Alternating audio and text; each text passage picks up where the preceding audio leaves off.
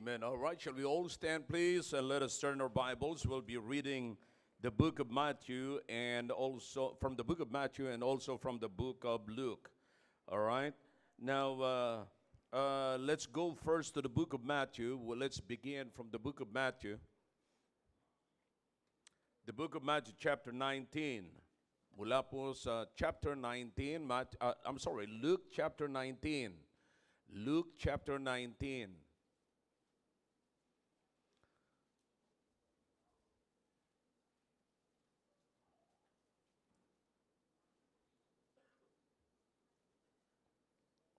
All right.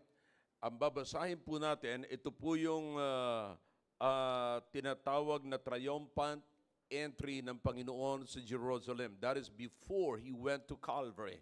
Okay? Now, na-miss ko lang kayo last Sunday. This is supposed to be my message last Sunday kasi akala ko yung invitation sa akin sa Baguio, mga kapatid, ay hindi tatapat sa ganito. By the way, tama ba yung oras natin? Tama yan? Oh, we're good. We're good. Okay. All right. Now, listen, sabi ko, kung pwede sana ma-move because gusto ko dito, nandito ako doon sa tinatawag nilang linggo ng pagkabuhay. No? Pero sabi ni Pastor RJ ay hindi na pwede kasi naset na rin yung lahat, everything, pati na yung hotel ko ay naset na. So sabi ko, okay, all right. So kaya wala ako noong Sunday. But hinanda ko yung message na gusto ko maunawaan po ninyo ang patungkol sa mga nangyari sa Panginoong Kristo before He went up to Calvary. Okay? Now, kasi mas lalo natin ma-appreciate ang pagtawag nating Panginoon, Panginoon, kung alam po natin kung anong ginawa ng Panginoon sa buhay po natin. Okay? So this morning, I'm going to talk to you about that shout for the Lord Jesus Christ, shout for the King. Okay? Ngayon, maraming sigawan ngayon para sa mga kandidato.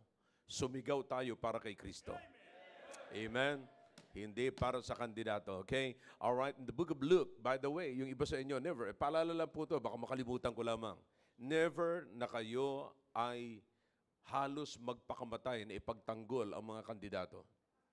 You have no idea about politics. Politics is always politics. Politics means dirty game. That's politics. Huwag kayong sasabay po dyan, kakampi kayo sa kandidato. Kaya napansin nyo mga kapatid, sa ating simbahan, hindi po uso dito ang endorso. Okay? Merong isang congressman doon na umattend nung Sunday. At congressman siya ngayon. And he's running for mayor. Sabi ko, at least, nakamayan kita bago ka naging mayor. Tuwan-tuwa siya. Pakiramdam niya, talagang inendorso na siya ng Diyos. But anyways, sabi ko, no. Sabi ko, natutuwa ko na nandito ka. But mga kapatid, dito simbahan natin, hindi natin papahintulutan na mga politicians pupunta rito para sirain ang order ng service natin. They will come late and they will leave early. Yeah. Naunawaan ko naman sila kasi sila po ay nagkakampanya. So naunawaan ko naman. Pero ayoko magpunta sa rito for the reason of campaigning. No. They must come here to worship. Okay? All right. Is everybody all right? Parang may mga sakit kayo. Parang nakainom kayo ng mga antibiotics, mga kapatid. Okay? Pero alam ko naman yung iba sa inyo talaga may sakit kayo. All right, let's go to Luke chapter 19. We'll begin reading from verse number 28. Are you with me? Down to verse number 40. All right, nandiyan na po ba kayo? Amen? All right, here's what the Bible says. And when he had thus spoken, he went before, ascending up to Jerusalem.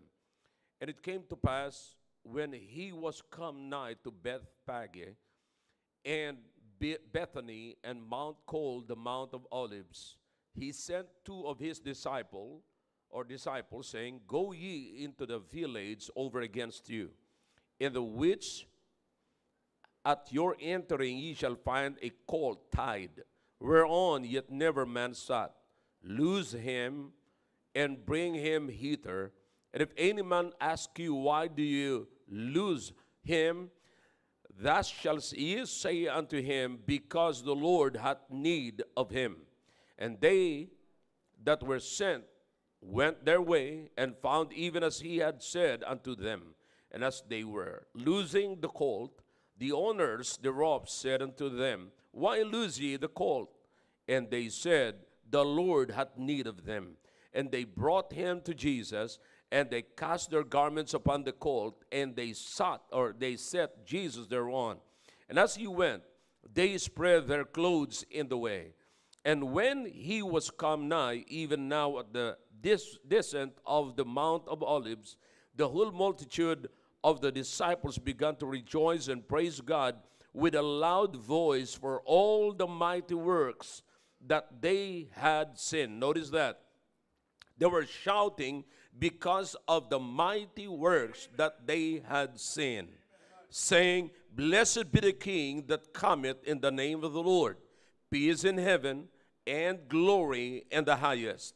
And some of the Pharisees from among the multitude said unto him, Master, rebuke thy disciples. Notice that. I want you to understand. I want you to take note of that. In verse number 19, the Pharisees were among the multitudes. In other words, they were with the multitudes. Kasama po sila doon sa grupo ng mga tao na sumisigaw. Yung sigaw ng mga tao, Blessed be the King that cometh in the name of the Lord. Okay? Now, in the midst of them, one of them or some of them are Pharisees. Okay? Now, nakilala sila na sila ay Pharisees, mga kapatid, when they came to Jesus, at ito po ang sinabi nila, Rebuke thy disciples. Okay? And he answered and said unto them, I tell you that if this should hold their peace, the stones would immediately cry out. Okay? The stones will immediately cry out. Okay? So kaya ngayon, ang gusto kong maunawaan nyo rito, mga kapatid, if you are praising God, if you know what the Lord had done in your life, then what would it take to stop you praising the Lord? Ano ang pwedeng makapigil sa inyo sa pagpupuri nyo sa Panginoon kung alam nyo may ginawa sa inyo ang Panginoon? Okay? Is there anything? Is there anybody? Would the Pharisees stop you for praising God? Who else? Okay? All right. Now listen, kanina pinag-aralan po natin, maging yung kamatayan ay sinira ng Panginoon na defeat. The last enemy that should be defeated is what? Death. Na-defeat yun. Alin pa kaya sa buhay natin na mas grabe pa sa kamatayan na hindi kayang i-defeat ng Panginoon? Alright? Tayo po sandali manalangin. Dakilang Diyos, salamat po sa umagang ito. Salamat sa mga passages na binasa po namin. Pagpalain niyo po, Panginoon, ang mga talatang ito at mensaheng ito. Please encourage your people this morning. That's all I want. Please use me to encourage them. May your message this morning, oh God, will inspire them to live the Christian life. Nawa, makita po namin ang kaseryosohan, Panginoon, ng aming pagiging Kristiyano, Panginoon. Maunawaan po at maliwanag po sa amin ang lahat. Ito po ang aking dalangin. At nakikiusap po sa inyo, kung meron sa aming kalagitnaan na hindi paligtas, iligtas niyo po ang hindi paligtas at bigyan niyo po ng pusong masunurin ang ligtas na upang sila po'y sumunod sa tubig ng bautismo. Nakikiusap po ako sa inyo. Sa pangalan po ni Jesus, Amen. All right, thank you. You may be seated in the presence of our God. Okay? Now, listen, what I'm going to do right now, this is not a long message, kapatid. Pag sinabi kong mahabang mensahe, ay mga 2 oras o 1 oras. This is just like in between. In other words, 1.5. Okay? Okay lang ba kayo, mga kapatid? Alright. Now listen, huwag kayong gaano malikot sapagkat para hindi kayo pagpawisan, para hindi kayo initan. Okay? Now, but listen, ang gagawin ko, ipipresent ko po sa inyo yung background and then para maunawaan nyo yung breakdown. Okay? And then pagkatapos po niyan, ipipresent ko sa inyo ang 3 tao rito, mga kapatid, na present noong panahon na ang Panginoon Kristo ay aakyat pa lamang doon sa Calvary. Okay? Now, and who are these people? And then after that, ano ang nagawa? After that, what is the result? Kanina, ipinahayag ko po, may kinalaman po ito sa Sunday School, mga kapatid. Kaya expect ng mensaheng ito ay maiksi na lang. Amen. Yep. All right, let's begin. Now, let's turn again to the book of Matthew para maunawaan niyo po ng mabuti. In the book of Matthew, chapter 20, All right? I'm sorry, 21, chapter 21. Here's what the Bible says. Ito po ay synoptic gospel. Pag sinabi synoptic gospel, may mga relationship. Matthew, Mark, Luke, and John. Yan po yan. May mga kinalaman. Minsan sinasabi ni Matthew, sinasabi rin ni Mark, may sinasabi si Mark, may sinasabi si Luke, may sinasabi si John. Kaya ang tawag po dyan sa theology ay synoptic gospel. I hope kayo mga estudyante, Bible students, alam niyo po yan. And I'm hoping na kayong mga graduate na, nakalimutan nyo na lahat yan. Alright? Kunyari, nakalimutan, pero ang totoo na, graduate kayo na wala kayong alam. Alright? I'm your pastor, and I am your? Shout it. Thank you. Alright. Now, here's what the Bible says in the book of Matthew, chapter 21. Look in verse number 8. Alright? Actually, sabi ko sa synoptic ito, magkaparehas po sila. But mayroon akong gusto makita nyo rito mga kapatid. Sa pahayag ni Matthew, and in verse number 8, a very great multitude spread their garments in the way. Others cut down branches from the trees and strewed them in the way. And the multitudes that went before and that followed cried, saying, Hosanna to the Son of David. Blessed is he that cometh in the name of the Lord. Hosanna in the highest. Okay? Now, so sa pahayag ni Matthew, makikita niyo po dito yung salitang Hosanna. Sa pahayag ni Luke, actually makikita mo sa pahayag ni Matthew yung salitang blessed. And also, or blessed. Okay? Also in the book of Luke. So, may parehas silang pahayag, but si Luke, hindi po siya nagbanggit ng Hosanna. But this is in the same scenario, kapatid. Okay? Na yan ay pagpasok ng Panginoong Jesucristo. You understand na binasa po natin yung kwento na ang Panginoong Jesucristo ay papasok po siya, and then nung papasok po sa Jerusalem, kapatid, sinabihan niya yung kanyang mga disciples, pumunta kayo sa village na yan at kuhanin ninyo, meron kayo makikita dyan na nakataling asno. Okay? Maliit po yan na kabayo. You know, everybody knows that the Lord Jesus Christ is the coming Messiah. He is the king. Yan binabanggit po rito sa mga binasa po natin. But think about this. Saan ka nakakita, mga kapatid, na isang hari na sasakay sa isang maliit na kabayo? Yeah. So anong inaasahan ng lahat? Sapagkat siya ay hari, mga kapatid, nakasakay siya sa isang malaking kabayo. That's what they are expecting. And you see, at yung kabayo na yan, special pa yun, dapat. Pero etong kapatid ay pag-aari ng ibang may-ari na inantay lamang po doon, tinanggal tali, kinuha mga kapatid at sinabi doon sa may-ari, gagamitin ito ng Panginoon, kaya kinukuha namin. You see? And so sumakay po siya doon at nung sumakay po siya, prepare ng mga disciples yung kanyang uupuan doon sa ibabaw ng asno. Pinipicture ko, gaano kalaki ang Panginoong Jesucristo. And then nakasakay po siya doon sa asno, mga kapatid. You see, now, mga kapatid, hindi masama mag-imagine pagka yan ay ikabubuti. Huwag lang kayo mag-imagine na hindi maganda because most of you are suffering in your imagination pa lamang. Yeah?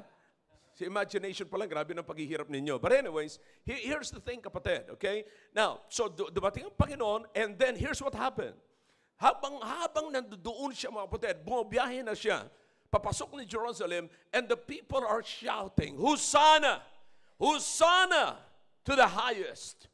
See that? And then, after that, makikita nyo mga kapatid, makikita nyo, pagkatapos ng sigaw nila Hosanna, they said, Blessed is the name of the Lord. Blessed is the man. You see? So, makikita nyo, so, sa Luke, ipinakita doon, mga kapatid, kung ano ang dahilan kung bakit nila pinupuri ang Panginoon. Now, And then others are, you know, nandoon lamang sa senaryo nga niyo mga kapatid. But listen, eto po ang dapat po natin makita. Una sa lahat, ang reason kung bakit sila sumisigaw. Dalawang sigaw and the others are not shouting. Okay? Now, makikita nyo, may mga taong sumisigaw ng Hosanna, may mga taong sumisigaw ng Hallelujah. That's praise, kapatid. So they're praising God. Now, these are two different things. Hosanna is not Hallelujah, and Hallelujah is not Hosanna. Okay? Now, listen. Ang una po kasi, Hosanna is prayer. Hallelujah is praises. Alright, did you get that? Alright, learn something. Learn something. Habang nag-aaral po tayo at nakikinig po kayo ng mensahe. Now, sa unang salita na makikita nyo po rito, mga kapatid, sa unang mensahe na makikita nyo rito, people are shouting, Hosanna.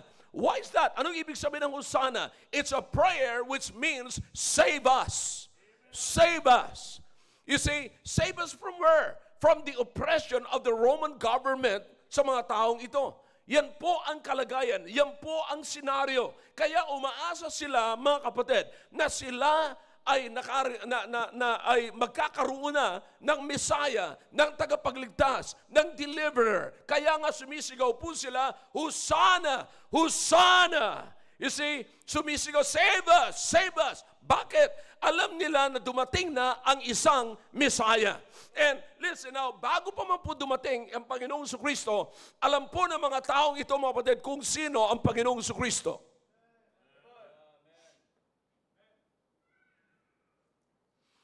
If you will read the chapters before this chapter, makikita nyo po kung sino ang dumating.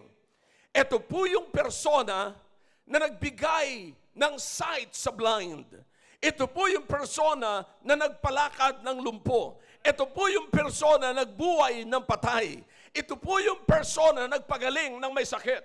Ito po yung persona na nag-solve ng napakaraming problema po sa mga tao. And so, the people are expecting something from Him. Na ito na ho yung magpapalaya sa kanila mula sa oppression ng ibang bansa sa kanila or ng sarili lang gobyerno, which is by that time, they're under by the Roman government. That's how powerful Roman is or Roman was before. Okay? Now listen, you have to understand mga kapatid, yung background na yan. Now, so, makikita nyo, sumisigaw sila, save us! Save us! At ang sigaw nila po, because of the oppression, now, dumating, nakita nila ang Messiah, save us, not now, but right now.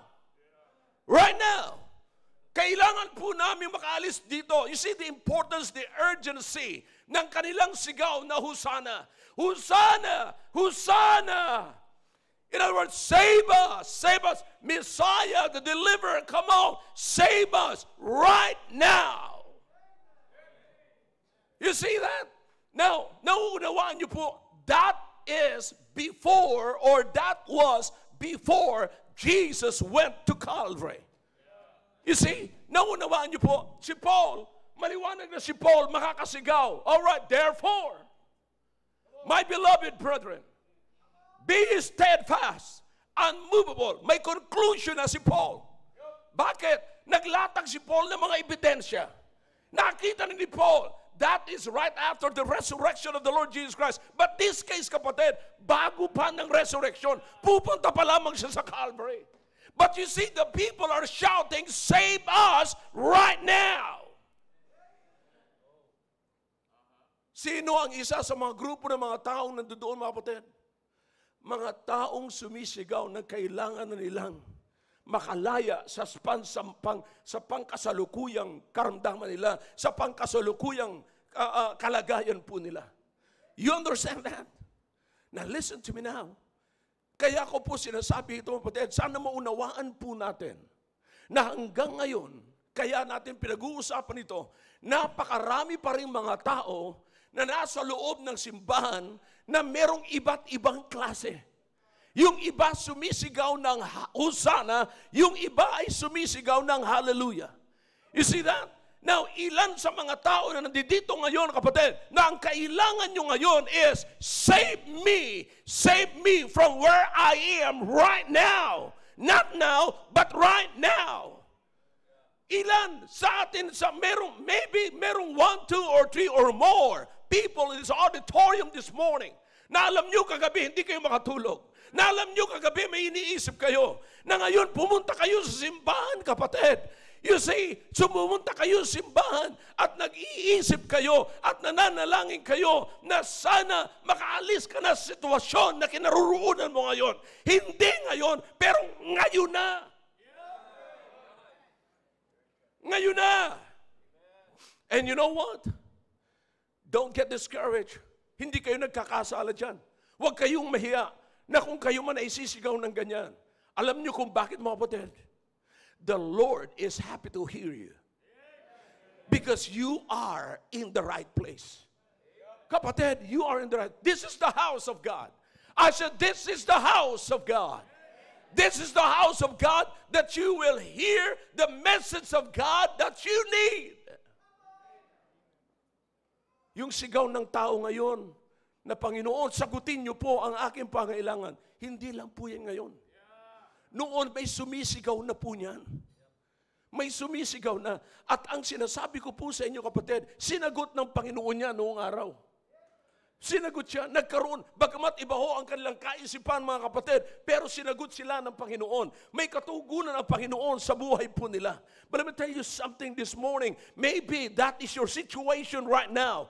You've got pain in your heart. You've got something in your mind that bothers you mula pa sa paglapat mo, hoping na makakatulog ka, pero nung naisip mo yung problema na yon, na wala na sa iyo ang tulog, tinakasan ka na ng antok, hanggang sa umaga na lamang sabi mo, nagbabantay ka na lamang para magbiis ka at pumunta ka sa simbahan. Let me tell you something. You are in the right place that you can find the answer to your problem.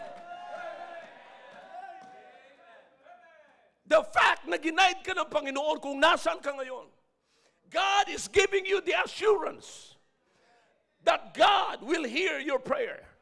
Do you understand what I'm saying? The fact na dila ka rito, kapatid, listen now, kung kailangan mo ng pako, pupunta ka sa hardware. Kung kailangan mo ng mga panluto, lulutuin mo, kailangan mo pumunta sa grocery. Kung kailangan mo ng mga damit, gano'n, hindi ka pupunta kung saan-saan, pupunta ka sa SM, sa department store. Ngayon may problema ka spiritual. You are in the right place. God is happy. Jesus is happy that you came in the right time, in the right place. Now you're shouting, Hosanna! Hosanna! God save me right now! O ilan sa atin kagabi, ang nanalangin sana pagpunta ko sa church. You understand na iniisip ko na kayo, mga kapatid. Napupunta kayo ngayong umaga na alam kong may kailangan kayo sa Panginoon. Anong panalangin ko sa Panginoon? Panginoon, please show up. Show up and meet the needs of your people. They're hoping something from you. They're not hoping something from me. They're hoping something from you.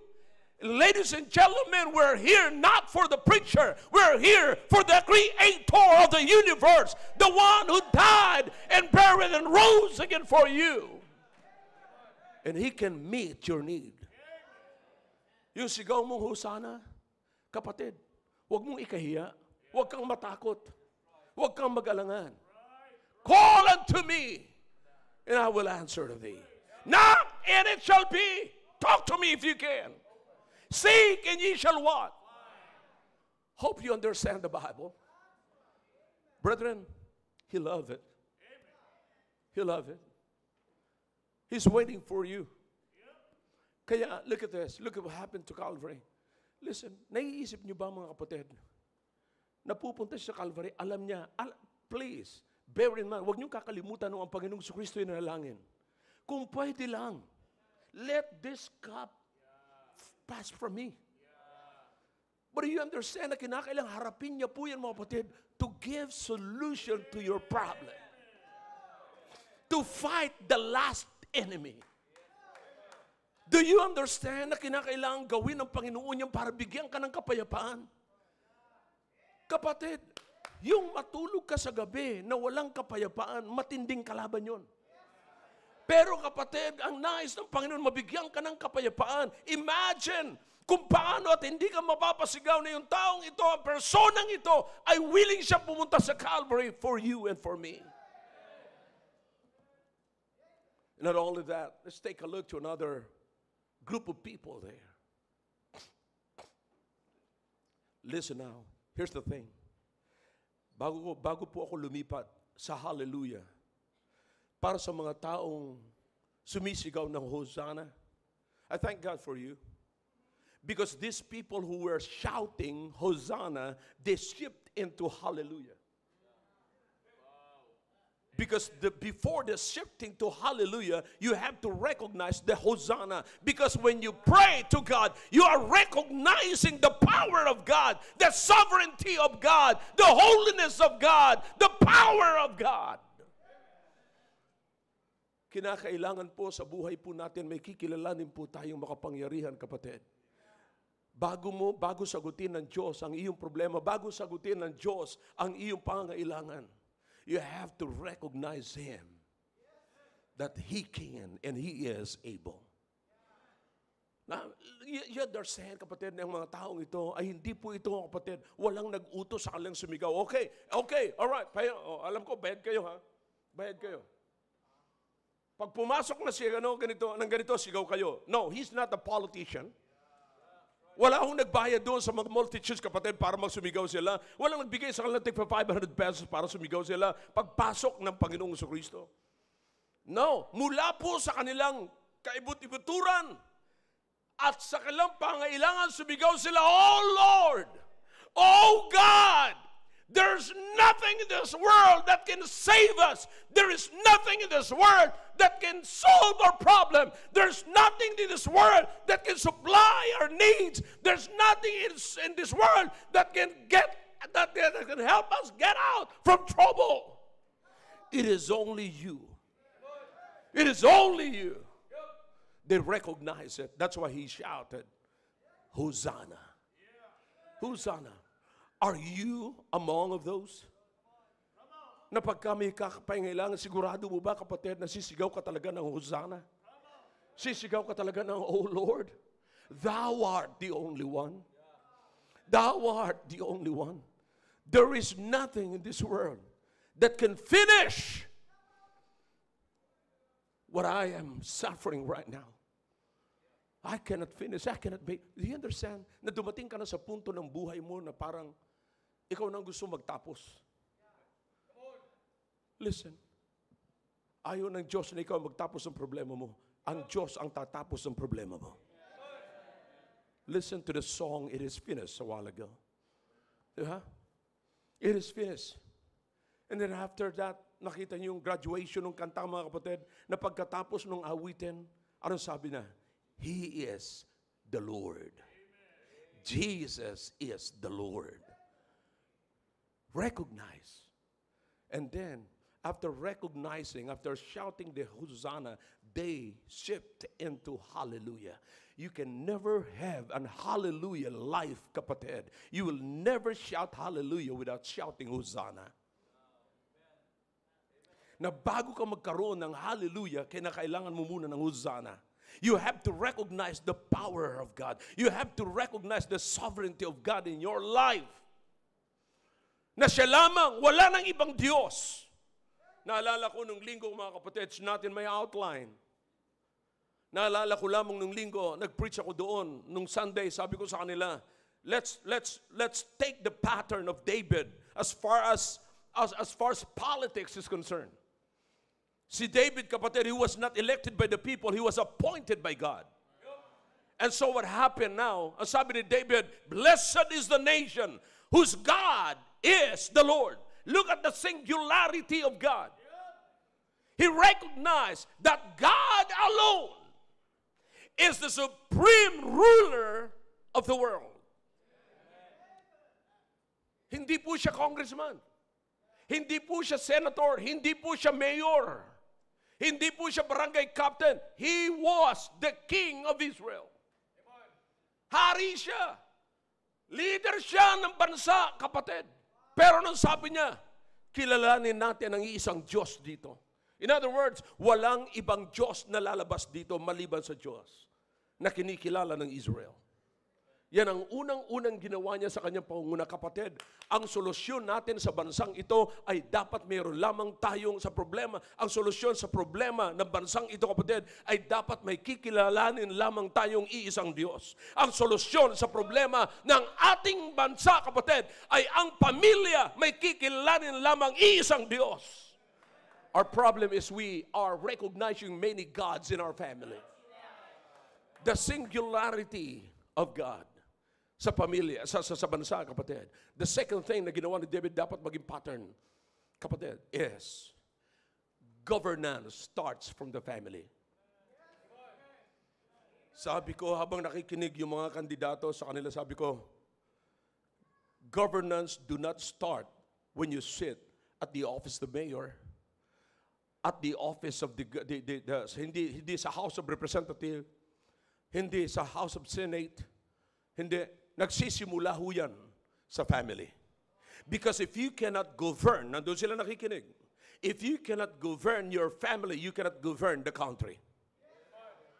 No one, walang makakapag-govern sa country if you cannot govern your own family. Nakikita ko nagyuyukuan sila, mga kapatid. Because that is their problem. Mahirap kayo mag-govern ng maraming families. Singular. You have to govern, learn to govern your family. So you understand what I'm saying right now? Kapatid, bago ka magpapuri, may kikilalanin ka munang iisang Diyos. And look what happened here, mga kapatid, sa Book of Luke na binasa po natin. Pag inulit niyo po ang binasa po natin sa Book of Luke, makikita niyo po, mga kapatid, na pinuri sila ng Panginoon dahilan sa mighty works na ginawa ng Panginoon sa buhay po nila. You see, dahilan, nakita po nila ito, mga kapatid. So you understand, sino ang mga tao, mga kapatid, na nasa loob ng simbahan, sino ang mga tao na kasama ng Panginoon bago ang Panginoon umakyat ng Calvary, mga taong sumisigaw ng Hosanna, that later on they turn, they shift from shouting Hosanna into Hallelujah. Woo! Yan ang pinakamagandang mangyari sa buhay natin. Na after saying, "Oh Lord, save us," and then later, sasabihin natin, "Thank God, you saved me." Wow! Wala ako dapat sa umagang ito, kundi dahilan sa Diyos. Wala na sana ako ngayon, kundi dahilan sa Diyos. Maraming pagkakataon sa buhay ko na gusto ko nang tapusin ang buhay ko, pero may dumating sa buhay ko. Dumating ang Panginoon. Nung sumigaw ako, "Oh Lord, save me." That was my shout before, but this time, "Oh Lord, thank you for saving me." Sana nasa jail ka na ngayon, but God saved you. Sana broken na yung family. In your brokenness, God give you the strength. Yeah. Di baling broken ako, pero naman, malakas naman ako. I'm strong while I'm broken. Because I need to be broken before God strengthen me. Yeah. Para hindi ako mag-depend sa aking sariling lakas, sa aking sariling tibay, kinakailang i-broken ako ng Panginoon. You understand, mga kapatid? Now, think about this. Think about this. Anong kailan sa buhay mo na tumawag ka, "Lord"? Walang nakakaalam na iba niyan, ikaw lang. Nag-iisa ka. Maging ang asawa mo na katabi mo, hindi mo alam kung anong meron ka na sa puso mo.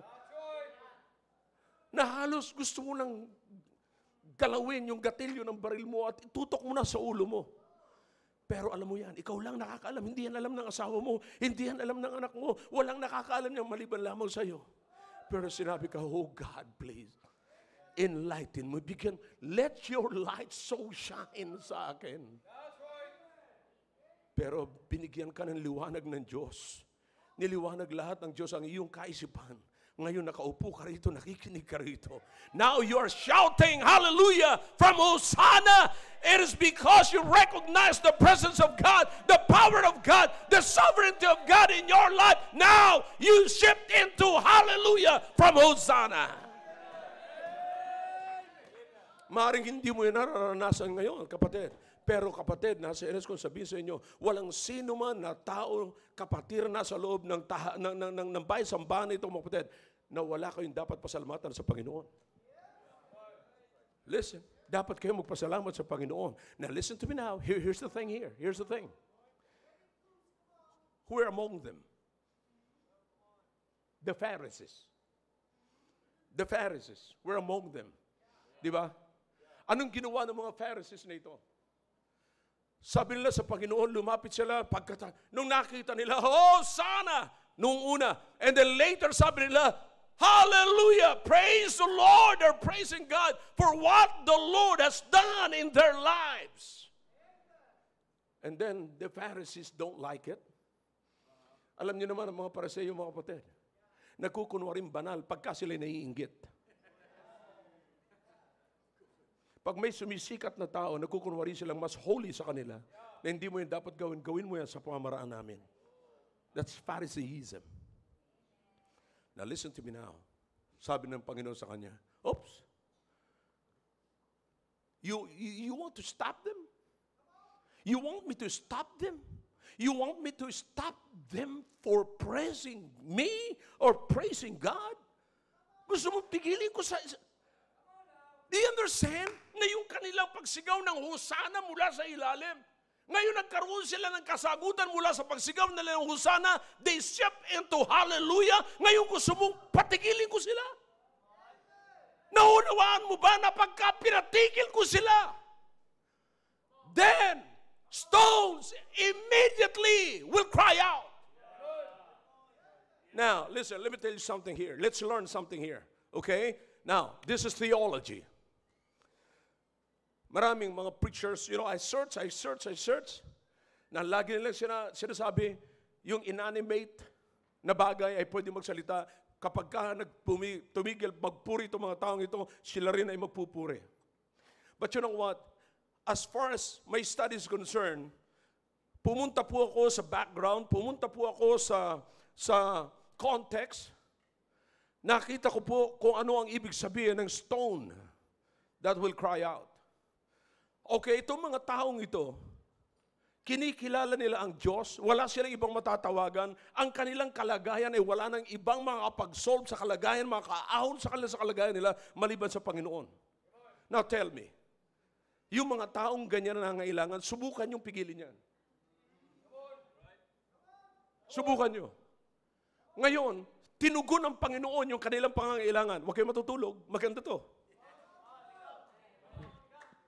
Tinugon ng Panginoon yung kanilang pangangailangan, anong naging resulta? Sinagot ng Panginoon, ibinigay sa kanila, anong nangyari mo kapatid? Sabi ng Biblia, praise nila ang Panginoon. Dahilan sa katugunan ng Panginoon sa kanilang pangangailangan. And yet, akalain mo, sa punto na ito, grabing pangangailangan, sinagot ng Panginoon yung pangangailangan, nagpapasalamat sila, tapos patitigilin. Sabi niya, sige, gusto mo patigilin ko. Pag pinatigil ko yan, sigurado ko, sisigaw ang mga bato. Anong ibig sabihin nito? Babatuhin kayo. See, minsan ayoko namang i-Philippinize yung Greek dito mga kapatid. But ito mga kapatid ay mga pananalita ito ng mga taong, nakakarinig na. Diba? Nakita nyo pag magkakabaril, sabi niya, pambira, pinakanta namin yung 60. Anong ibig sabihin? Kumanta ba talaga yung 60? Ay, ibig sabihin, pinaputok. Pinakanta namin yung M4. Yung pala, pinaputok. Yun ang ibig. Kumakanta ba ang baril? Hindi, pumuputok ang baril. Kaya yung mga terminologies na ganyan. But listen, this time, immediately, the stone will cry out. Okay, when you stop those people, bakit? Yung mga taong yun, nire-recognize.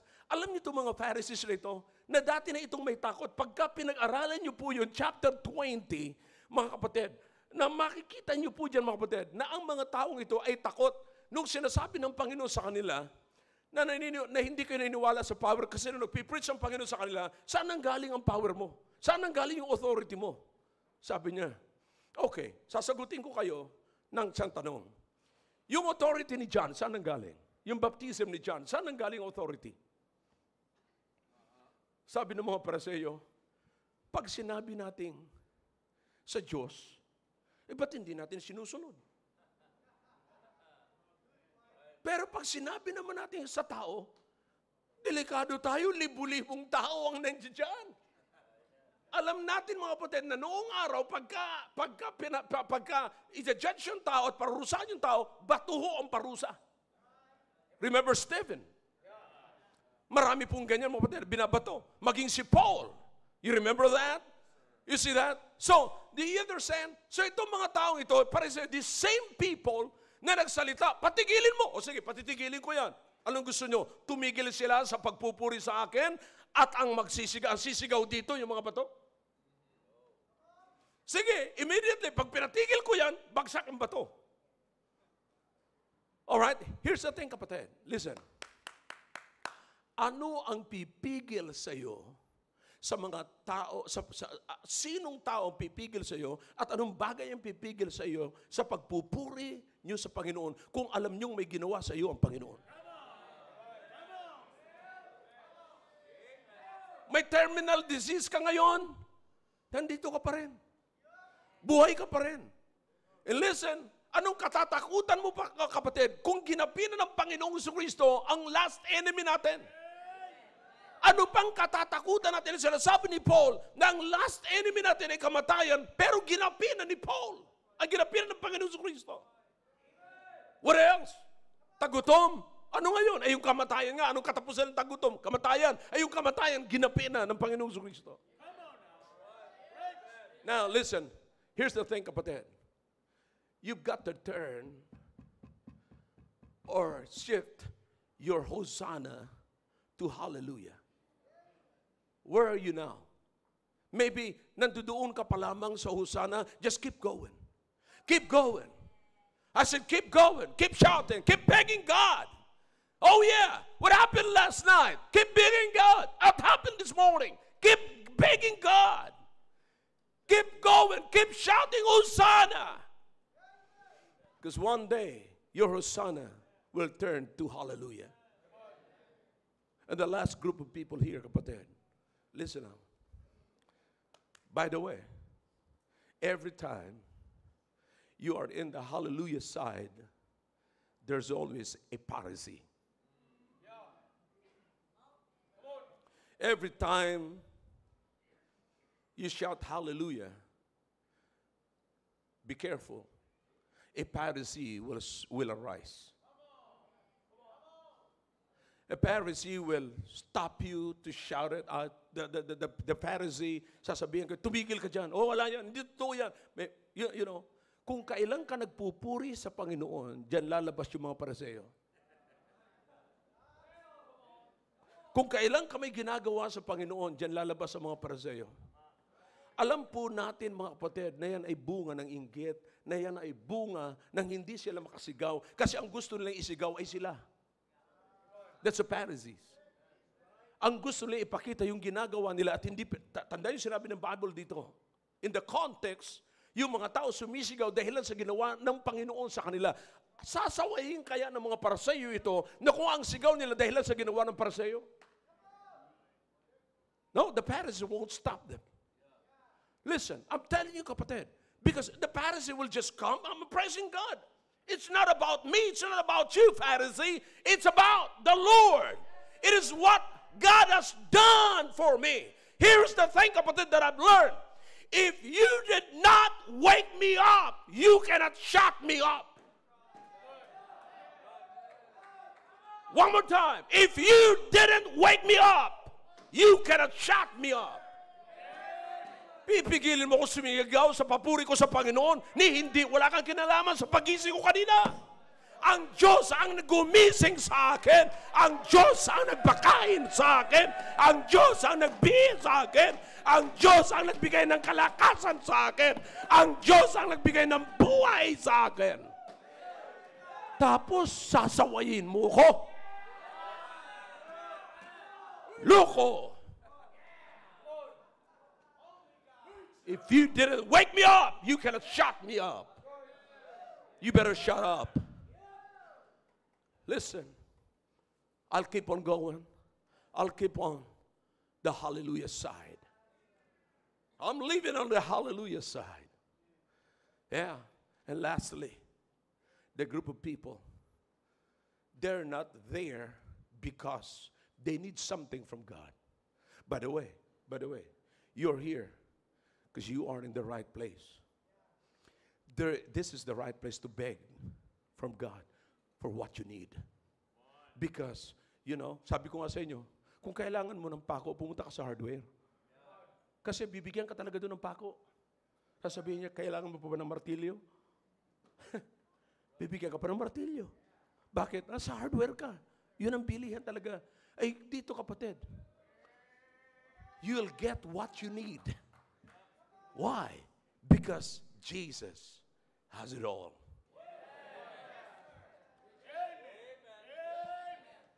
Kaya niyang ibigay sa iyo, kapatid. And then lastly, may mga tao na sa loob ng simbahan, kapatid, o kasama ng Panginoon.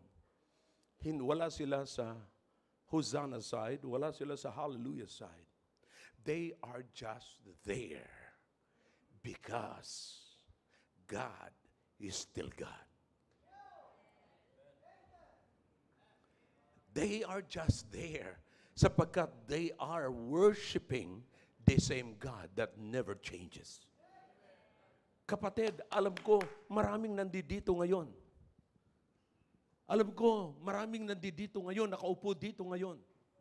Hindi kayo nanalangin, mga kapatid, na, "Oh Lord, save me! Oh Lord, give me the solution to this problem! Oh Lord, praise you for what you have done in there." You understand? Kaya kayo nandito, kapatid, hindi na kayo sa Hosanna, hindi na kayo sa Hallelujah, nandito lamang kayo sapat alam nyo ang Diyos ay hindi nagbabago sa buhay ninyo. He is always the answer. He is still the answer. He is the God that never changes. Siya ang Diyos na nakilala ko na ako'y naligtas. Siya pa rin ang Diyos na nagpatuloy at nagsupply ng aking pangailangan. Siya pa rin ang Diyos na hindi nagbabago. That's why I'm here. That's why I'm here. You understand that? That's the reason why I'm here. Oh yeah, wala na akong sinisigaw na, "Lord, save me." Yeah, praise the Lord for that. Wala ka nang kailangan sa Panginoon. At ngayon, hindi ka na rin doon nagpupuri, pero alam mo, nandito ka sapagkat God is still God. God is still God. Hindi siya yung Diyos na nagbabago. Siya pa rin yung Diyos na nakilala ko. Alam niyo, mga kapatid, nagbago na ang lahat. Marami na nag-back out. Pero salamat, hindi po ako pwedeng mag-back out kasi ang Diyos na nakilala ko ay hindi pa rin nagbabago. You understand? You understand? May kaibigan ba kayo na sa pulpa natuto kang magkaroon ng kaibigan, kaibigan mo siya hanggang ngayon? Oh yeah, salamat sa Panginoon, kaibigan ko pa rin ngayon si Brother Roy. Kaibigan mo pa rin ako. Yeah. Kaibigan ko rin ngayon si Brother Willie. Kaibigan ko ngayon sila Brother Lamsel, sila Brother Rafi, sila Brother Jed. Marami kayo dito, kapatid na mga kaibigan ko. Matagal ko na kayo. Si Brother Noel, mga kapatid. Marami na kami nitong kamuntik-muntikan. Oh yeah, pero nagpapasalamat ako sa Panginoon. Kung paano ko siya nakilala noon, mga kapatid, habang lalo ko pa siyang nakikilala, lalo pang umiigting ang aming pagiging magkaibigan. Kahit na hindi kayo maniwala. At kahit hindi na rin kayo pumayag. Kaibigan ko talaga siya, mga kapatid. At ako'y nagpapasalamat. Nung nakilala ko siya hanggang ngayon magkasama, nandito pa ho yung dati ko mga kaibigan. Kasama ko sila hanggang ngayon. Yeah. Meron akong classmate na hanggang ngayon, kapatid, nandito pa rin. Wala lang siya ngayon. Nasa Google Meet kasi ayaw mainitan. Boyet. Yeah. Classmate ko po siya. Alam niya kung sino ako nung araw. Kilala ko rin siya kung sino siya nung araw. Pero salamat sa Panginoon, magkasama pa rin kami ngayon. Listen, you understand, mga kapatid, na magandang may kaibigan ka na alam mo matagal na kayong nagsasama. Merong hindi nagbabago. Ang pagbabago ay pataas, hindi pababa. Listen, don't miss it. Don't miss it tonight. Sapagkat merong kaibigan na siyang magbibitray sa iyo. Tonight, I'm going to talk to you about the betrayal of Judas. Jesus was betrayed by Judas. Why? Why? Subaybayan niyo mamaya. All right? But listen to me now, right now. Salamat sa Panginoon. Maraming mga tao ngayon dito, mga kapatid na nandito kayo nakaupo. Wala na kayong hinihingi sa Panginoon. I'm happy for it. Nagpupuri kayo sa Panginoon, pero higit sa lahat, sasabihin nyo, hindi ko pwedeng iwanan ng simbahang ito. Dito ko nakilala ang totoong Diyos.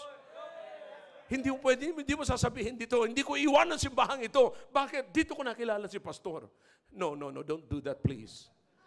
Hindi ko iiwanan ang simbahan ito sapagkat dito ko nakilala ang Diyos at lalo ko pang nakikilala ang Diyos. At ang Diyos na ito, kailanman ay hindi nagbago sa buhay ko. There was a time na ang aking buhay ay meron ng rason para iwanan ako ng Diyos. But it is true when He promised me that He will never leave me nor forsake me. Oh yeah. Brethren, He is the God that we worship. A God that never changes. Salamat sa Panginoon. Salamat. Kapatid, yan ang worship natin dito. It's not human, but God. Now, tingnan po natin ngayon. Ang tanong ko ngayon, ano pang bagay sa ibabaw ng lupang ito ang pwedeng magpahiwalay sa iyo sa Diyos? O para iwanan mo ang Diyos? Ano pang at sino pang tao ang dapat mong makilala na magiging dahilan para iwanan mo ang Diyos? You understand? Nakakalungkot mga kapatid. Kapag ka ang tao nakamit ng kapwa niya na tao, nakakala niyang na-meet niya ay isa ng Diyos, kaya pwede niyang iwanan ang gawain ng Panginoon. Yung iba nakamit lamang ng Amerikano, gusto nang iwanan ng gawain. Namit lang si Pogi, gusto nang iwanan. Namit lang si Ganda, gusto nang iwanan ang gawain ng Panginoon. Now listen to me now.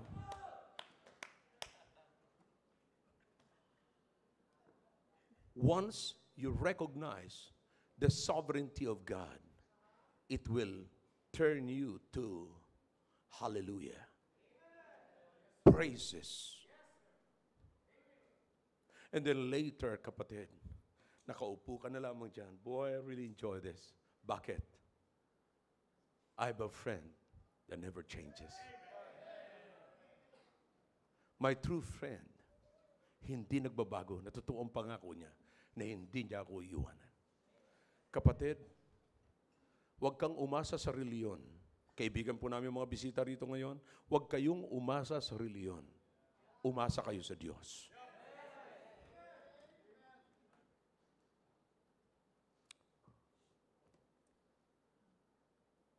Kapag ka nagtitiwala kayo sa cross na walang kaligtasan, it's a Christless cross.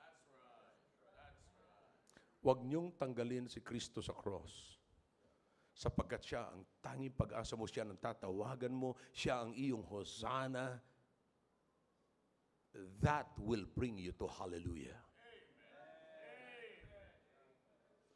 And later, mauupo ka na lamang na relax. Bakit? You have a friend that never changes.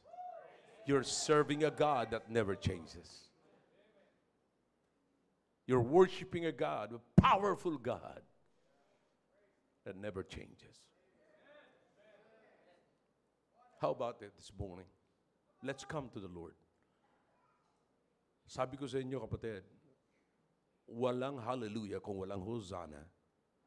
Pero hindi ka tatagal sa Hosanna after realizing the sovereignty of God, after knowing Him, after receiving Him, after worshiping His sovereignty. Kapatid, it will bring you to hallelujah. And now, you can sit back and say, oh yeah, I'm glad that I believe. Natutuwa ako, mabuti na lang naniwala ako. Mabuti na lang na tinanggap ko siya. Mabuti na lang na ako'y namuhay sa Kanya. Will you do it? Sino ka doon sa tatlong iyon? Nasaan ka na ngayon sa tatlong iyon? Are you still in the Hosanna? Just keep going. Gusto ng Diyos yan. Gusto ng Diyos na i-recognize mo siya at nasa tamang lugar ka. Kapatid, nasa simbahan ka na hindi wino-worship ang pastor, na hindi wino-worship ang tao, hindi wino-worship ang bagay, na lahat dito ay pantay-pantay sa harapan ng Diyos. Bakit? We all need the sovereignty of God. Ngayon, that will bring us to hallelujah. Warning lamang po ito bago ako magtapos. Sa lahat ng mga Pharisees, you will never enjoy your Christian life kapag nanatili kayong Pariseo. If you think you are holier than others, that will be your downfall. And that's the reason why you're not enjoying your Christian life. Sapagkat hindi nyo nasusunod yung pattern. Bago ka magkaroon ng hallelujah, meron kang hosanna. Bago ka makapagkatapos ng hallelujah, you're there, boy, kampante ka. Bakit? Alam mong kasakasama mo ang Diyos. Bakit? He promised that He will never leave you nor forsake you. When was the last time na akala mo hiniwalayan ka na ng Panginoon? Pero, nung tumawag ka, boom! Alam mo, nandiyan ang Panginoon. I hope the message is clear this morning. Shall we all stand, please? Father, thank you for your words. Thank you for the message. I pray, oh God, to please continue to speak to your people right now, oh God. Yeah. Maaring mayroong mga tao rito na sa loob ng simbahang ito, Panginoon. Kailangan nilang solusyon. Right now, not now, right now. And I believe, oh God, that you are the answer because they are in the right place, in the right time.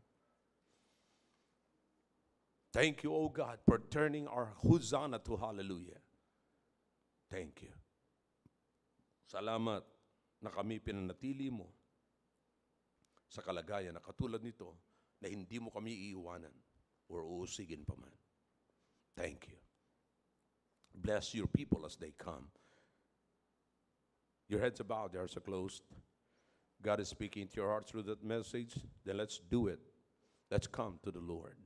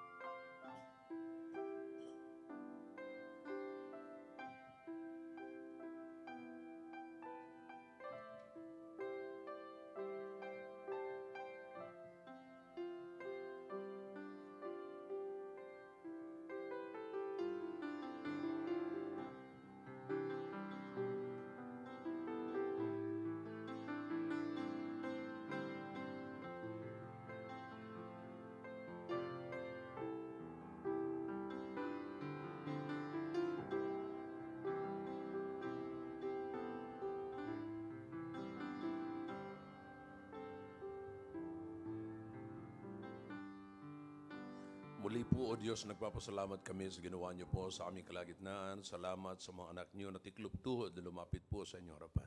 Ngayon nakikiusap po ako sa inyo, O Diyos.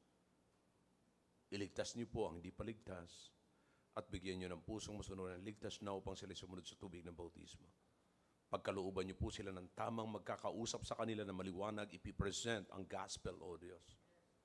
Please, I beg you. Alam ko po, papagitna ang diablo. Pero wag niyo pong paintulutan, istorbuhin sila ng diablo. Kundi ang isipan ng kakausapin namin mga bisita ngayon, maging maliwanag sa pagtanggap nila sa Panginoon bilang sariling tagapagligtas. Thank you, O God. Bless your people this morning, please. In Jesus' name, Amen.